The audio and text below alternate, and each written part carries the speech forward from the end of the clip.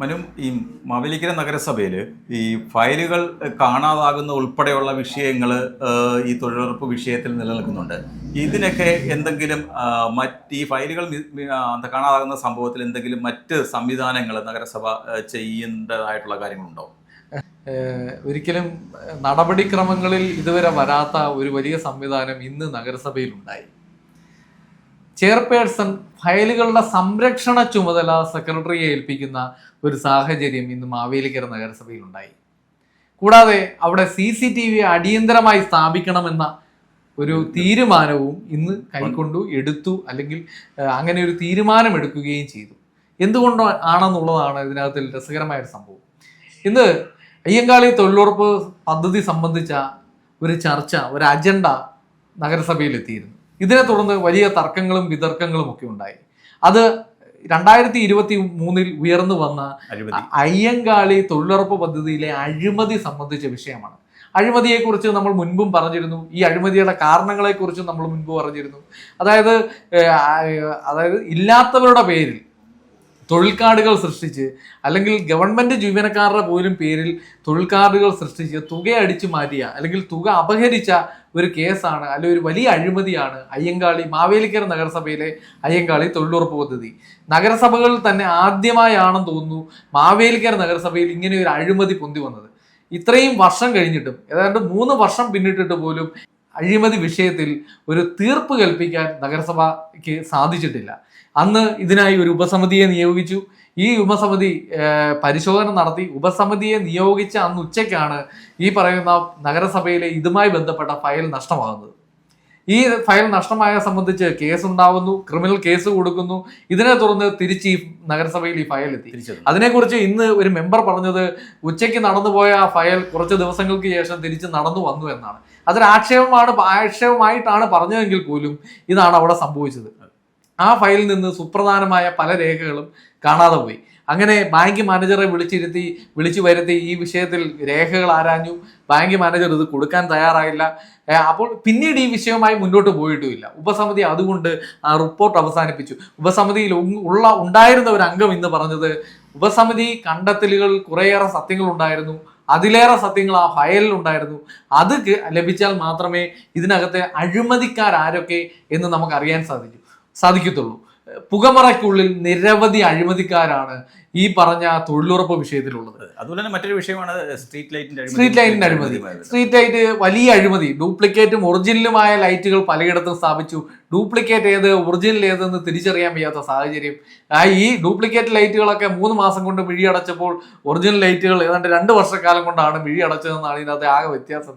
അപ്പം ഇതിനകത്തൊക്കെ വലിയ അഴിമതികളാണ് മാവേലിക്കര നഗരസഭയിൽ ഉണ്ടായിട്ടുള്ളത്. ഇന്ന് സുരേഷ് എന്ന CPM-ന്റെ അംഗം പറഞ്ഞത്, ഒരു അവാർഡ് സിനിമയ്ക്ക് പറ്റിയ തിരക്കഥ തന്നെ ഈ വിഷയത്തിൽ ഉണ്ടെന്നാണ്. അതുപോലെ തന്നെ BJP-യിലെ മേഘനാഥ് ഉൾപ്പെടെയുള്ള ആളുകൾ ഇതിനെ രൂക്ഷമായി വിമർശിച്ചുകൊണ്ട് സംസാരിച്ചു. അരുൺ ഉൾപ്പെടെയുള്ളവർ ഇതിൽ ഉപസമിതിയെ പുനഃസംഘടിപ്പിക്കണമെന്ന് പറഞ്ഞു. മറ്റുള്ളവരെല്ലാവരും വിജിലൻസിന്റെ അന്വേഷണം വേണമെന്ന് ആരാഞ്ഞു. അത് ഇന്ന് ഡെപ്യൂട്ടി ചെയർമാൻ തന്നെ തുറന്നു പറഞ്ഞിരുന്ന ഒരു വലിയ വസ്തുതയുണ്ട്, വിജിലൻസുകാരെ ഈ അന്വേഷണത്തെ കുറിച്ച് അറിഞ്ഞു കാണില്ല എന്ന്. അവരുടെ ഭരണസമിതിയിലുള്ള സജീവ് പ്രായകര ഈ വിഷയത്തിൽ പറഞ്ഞത് വലിയ കൃത്യവിലോപമാണ് ഈ സംഭവത്തിൽ നടന്നതെന്നും ഇതിൽ വലിയ അഴിമതി, അതായത് ഇതിനകത്ത് ഏറ്റവും സുപ്രധാനമായ കാര്യം സെക്രട്ടറി, ഡെപ്യൂട്ടി ചെയർമാൻ, ചെയർപേഴ്സൺ ഉൾപ്പെടെയുള്ള ഭരണസമിതി അംഗങ്ങളെല്ലാം ഈ അഴിമതി നടന്നിട്ടുണ്ട് എന്ന് സമ്മതിച്ചിരിക്കുകയാണ്. അതായത് ലക്ഷങ്ങളുടെ അഴിമതി, കോടിയോളം വരും, കോടിക്ക് മുകളിൽ വരുമെന്നാണ് ഈ ഉപസമിതിയിൽ ഉണ്ടായിരുന്ന ചില അംഗങ്ങൾ അന്ന് വെളിപ്പെടുത്തിയത്. സാധാരണക്കാർക്ക് ലഭിക്കേണ്ട തുകയാണ്. അതായത് പട്ടിണി പാവത്തിന്റെ പിച്ചച്ചട്ടിയിൽ കൈയിട്ട് വാരിയ ഒരു അഴിമതിയാണ് മാവേലിക്കര നഗരസഭയിലെ തൊഴിലുറപ്പ് അഴിമതി. ഇതിൽ പലരും തിരശീലക്കുള്ളിൽ നിൽക്കുകയാണ്, അല്ലെങ്കിൽ പുകമറയ്ക്കുള്ളിൽ നിൽക്കുകയാണ്. ഈ വസ്തുതകൾ ജനം തിരിച്ചറിയണം.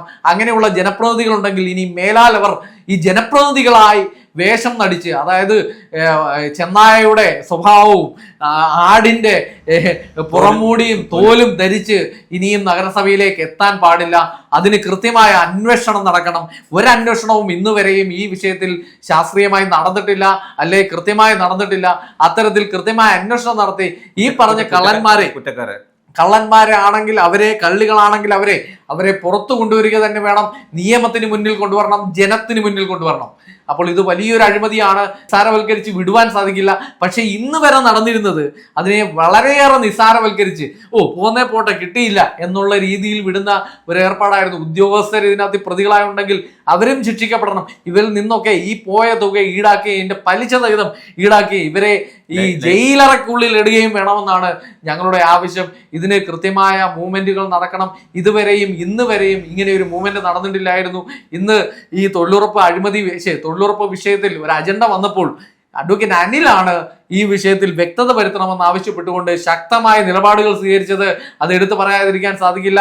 സി സുരേഷും കൃത്യമായ ഒരു നിലപാട് സ്വീകരിച്ചു.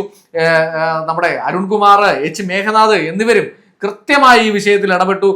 ഭരണ പ്രതിപക്ഷ അതായത് സജീവ് പ്രായക്കര, കെ ഗോപൻ ഉൾപ്പെടെയുള്ള വൈസ് ചെയർപേഴ്സൺ ഉൾപ്പെടെയുള്ളവരും കൃത്യമായി ഇതിനകത്തിൽ അന്വേഷണം വേണമെന്ന് പറഞ്ഞു. പക്ഷെ ഇത് ആർക്കാണ് പിന്നെ ഇത് വേണ്ടാത്തതെന്നുള്ളത് മാത്രം മനസ്സിലാവുന്നില്ല.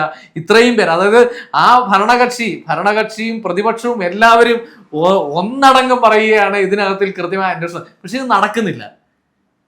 സത്യത്തിൽ ഇപ്പോഴും ഒരു നിർജീവമായ അവസ്ഥയിൽ തന്നെയാണ് ഈ സംഭവം എന്നതും ഈ അഴിമതി എന്നതും സത്യത്തിൽ അമ്പരപ്പുളവാക്കുന്നു, അല്ലെങ്കിൽ അത്ഭുതമുളവാക്കുന്നു എന്ന് തന്നെ പറയേണ്ടി വരും.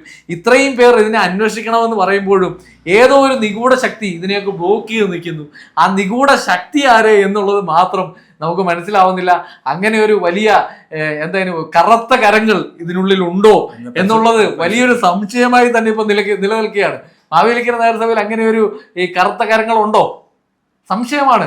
കാരണം എന്തുകൊണ്ട് ഇത്രയും പേര് ഇതിന്റെ അന്വേഷണം നടക്കണമെന്നും, അല്ലെങ്കിൽ ഭരണപക്ഷത്താണ് കള്ളനെങ്കിൽ അവര് പറയില്ലല്ലോ, പ്രതിപക്ഷത്താണ് കള്ളനെങ്കിൽ പക്ഷേ ഇവരെല്ലാവരും ഈ കള്ളന്മാരെ എതിർക്കുന്നു. ഇതാരാണ് കള്ളൻ അല്ലെങ്കിൽ ഈ അഴിമതിക്കാരൻ ആര് എന്ന് ഉൾപ്പെടെയുള്ള വിഷയങ്ങൾ അതാണ് അത് ഏറ്റവും, അതായത് നഗരസഭയിലെ ഫയലുകൾ ഉൾപ്പെടെ മിസ്സാവുകയും അതിനകത്തിൽ സുപ്രധാന രേഖകൾ കാണാതാവുകയും ചെയ്തു എന്നുള്ളതാണ് ഈ കേസിന്റെ വ്യാപ്തി വർദ്ധിപ്പിക്കുന്നത്. അത് തന്നെയല്ല, ഒരു ബാങ്കിൽ പോയിട്ട് ഇത് സംബന്ധമായ രേഖകൾ കിട്ടിയില്ല. അപ്പോൾ എന്ത് സമ്മർദ്ദം ആ ബാങ്കിൽ ചെലുത്തിയിട്ടുണ്ട് എന്നുള്ളതും, അല്ലെങ്കിൽ ആ ബാങ്കിൽ, അതായത് ഇന്ന് ഡെപ്യൂട്ടി ചെയർമാൻ പറഞ്ഞ ഒരു വാക്കുണ്ട്, നഗരസഭയിലും കള്ളനുണ്ട്, ബാങ്കിലും കള്ളനുണ്ട്. അപ്പൊ അത് ദൂരീകരിക്കേണ്ടത് ഈ ബാങ്കിന്റെയും ഉത്തരവാദിത്തമാണ്, നഗരസഭയുടെ ഉത്തരവാദിത്തമാണ്. അല്ലെങ്കിൽ ഈ ബാങ്കിൽ എങ്ങനെയാണ് വിശ്വസിച്ച് ഇങ്ങനെയുള്ള പദ്ധതികളുടെയൊക്കെ പണം നിക്ഷേപിക്കുക, ബാങ്ക് ഏതാണെന്നൊക്കെ ഉള്ളതും ഇനിയുള്ള കള്ളന്മാർ ആരൊക്കെയാണെന്നുള്ളതും ഒക്കെ നമുക്ക് അന്വേഷണത്തിലാണ് മനസ്സിലായി വരേണ്ടത്. അപ്പൊ കൃത്യമായ അന്വേഷണം ഇതിനകത്ത് നടക്കണം, ശക്തമായ അന്വേഷണം നടക്കണം. പ്രതിപക്ഷങ്ങളും ഭരണകക്ഷികളും ഒക്കെ ഒന്നായി നിന്ന് ഒറ്റ മനസ്സോടുകൂടി ഈ അന്വേഷണത്തിന് മുൻപോട്ട് പോകണം. അഴിമതിക്കാരായിരുന്നാലും അവരെ പുറത്തു കൊണ്ടുവരണം.